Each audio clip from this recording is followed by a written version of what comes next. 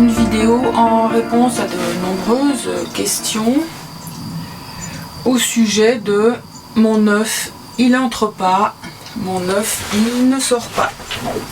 Alors,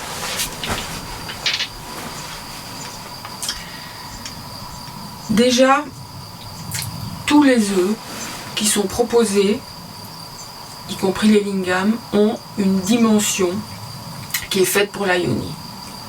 Donc quand vous me dites oh je me suis trompée, c'est trop gros, ça n'entre pas, non, la yoni elle est faite vraiment pour s'élargir, mais il faut des conditions pour cela, pour s'élargir.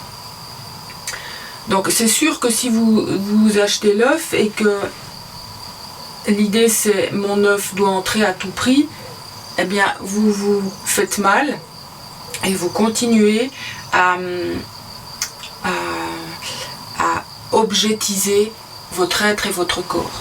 Alors que la pratique de l'œuf de yoni, c'est justement pour apprendre à vous connaître, à vous respecter et à faire que votre yoni n'ait plus peur.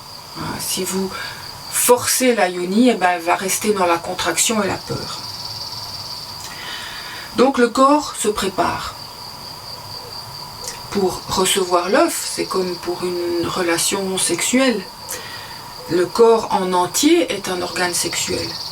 Donc votre œuf, soyez créatif, vous le passez sur votre corps, vous le passez sur votre yoni, vous pouvez jouer avec la petite chaîne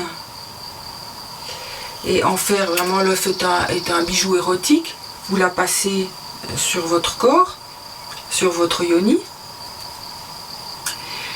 vous intégrez vos seins, quand vous pratiquez l'œuf avec cette dimension érotique et que vous titillez la yoni avec l'œuf à l'entrée, vous allez voir qu'à un moment donné, l'œuf va avoir tendance à entrer.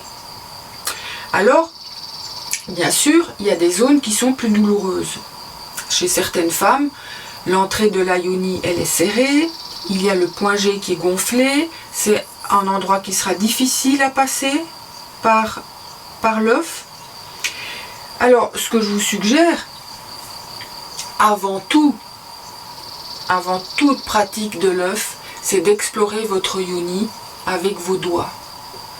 Que vous puissiez avoir confiance, voilà, parce que vous aurez conscience de ce qui se passe, de comment est votre yoni. Donc avec le doigt, vous entrez, vous explorez, vous allez au fond. Si vous avez peur de vous explorer, si c'est une zone que vous ne connaissez pas, mais vous n'allez pas pouvoir pratiquer l'œuf. Ça va rester dans l'objet, ça va rester dans une pratique de gymnastique. C'est pas le but de la pratique de l'œuf. Donc explorez votre intérieur. Achetez un spéculum jetable en pharmacie. Osez regarder. Et vous verrez que lorsque vous aurez conscience de l'existence de votre yoni, des sensations de l'intériorité et d'un schéma corporel, et pas que ça reste un trou noir dans l'idée du corps, c'est tout existe sauf ça, eh bien la pratique de l'œuf, elle va permettre vraiment d'entrer dans cette intégration de la yoni à tout le corps. Donc voilà, avant tout commencer par cela. Ensuite l'œuf, bien sûr les œufs plus petits seront plus faciles à introduire que les œufs plus gros. Mais c'est pas parce que l'œuf il entre de suite que c'est spécialement celui-là qu'il vous faut. Peut-être que un œuf plus gros, vous allez prendre le temps de masser l'intérieur et un jour il rentrera. Voilà, ce sont vraiment des pratiques complémentaires suivant les dimensions de l'œuf.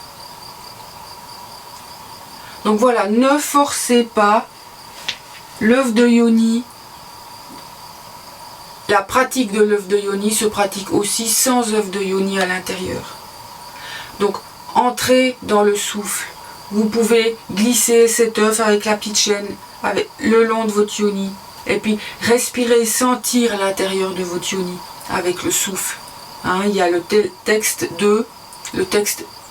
téléchargeable sur mon site, c'est le souffle et la pratique de l'œuf. Ça aussi c'est essentiel de comprendre comment fonctionne le diaphragme avec le plancher pelvien, avec les contractions du vagin et le souffle. Vraiment la détente, l'acceptation, c'est pas une course à la performance, l'œuf de yoni. Vraiment, j'entends ça beaucoup chez les femmes. Hein. J'ai acheté un œuf, il faut qu'il rentre, et puis ciao. C'est dommage. Voilà. Donc mon œuf n'entre pas, vous comprenez qu'il faut du temps et que c'est tout le corps qui s'érotise. Maintenant, mon œuf ne sort pas. Eh bien, l'intérieur des femmes est différent. Nous sommes toutes différentes, suivant comment est le col de l'utérus, suivant comment est contracté le vagin, suivant comment est gonflé le point G. L'œuf va avoir des endroits privilégiés où il va peut-être se caler derrière ou être plus serré. Mais là, il suffit de se mettre accroupi, de se détendre, de respirer, toujours respirer, et de danser avec le bassin, et d'avoir conscience de où est l'œuf. Alors pour ça, vous allez mettre votre doigt. Vous pouvez mettre un lubrifiant à base d'eau, et à un moment donné, l'œuf va sortir. Voilà. Mais bien sûr, en début de pratique, soit vous mettez un fil, comme ça vous êtes sûr de pouvoir le retirer, soit vous mettez la petite chaîne. Mais encore une fois, je le dis, c'est pas fait uniquement pour sortir l'œuf.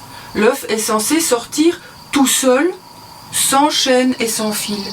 Ceci, cette petite chaîne, est faite pour les glisser de l'œuf et pour l'érotisation de l'extérieur avec l'intérieur. De même que ce nouveau bijou, j'en dis pas trop, bientôt en ligne, qui va s'utiliser seul ou avec l'œuf. C'est vraiment fait pour érotiser tout le corps. Et là, votre yoni, elle va se lubrifier et elle va accepter l'œuf et elle va sortir l'œuf. Toutes ces rétentions d'œufs, ça peut être lié à beaucoup de choses. Donc écoutez-vous, ça peut être des fausses couches dont vous ne vous pardonnez pas, ou avortement dont vous ne vous pardonnez pas, quelque chose que vous voulez retenir, une vieille relation, quelque chose que vous ne lâchez pas, un accouchement douloureux. Écoutez ce qui se passe dans votre yoni, parce que quand l'œuf sort pas, écoutez vos peurs. Moi je reçois des mails où les femmes ont peur, mon œuf sort pas, qu'est-ce que je fais? Et lorsqu'elles se détendent, eh ben, l'œuf à un moment donné sort. Et lorsqu'elles prennent conscience de qu'est-ce qui se joue à ce moment-là, l'œuf, il va sortir. Voilà, vous prenez la position pour l'expulser. Donc les œufs de dragon, ils vont plus s'agripper dans les parois du vagin. Ils seront aussi plus pour les femmes où l'œuf du coup sort dès qu'elles se mettent debout. Donc il va plus tenir. Mais ça, je dirais que c'est des considérations techniques. Hein, vraiment, avant tout, c'est pour masser les zones réflexes. C'est pas spécialement fait pour tenir mieux ou moins tenir. Voilà. À chaque œuf, il y a sa spécificité de pratique.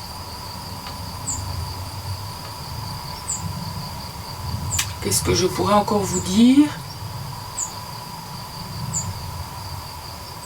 Donc oui, dans les questions, donc mon œuf ne sort pas, combien de temps est-ce qu'il peut rester dedans? Ben, il peut rester une semaine dedans.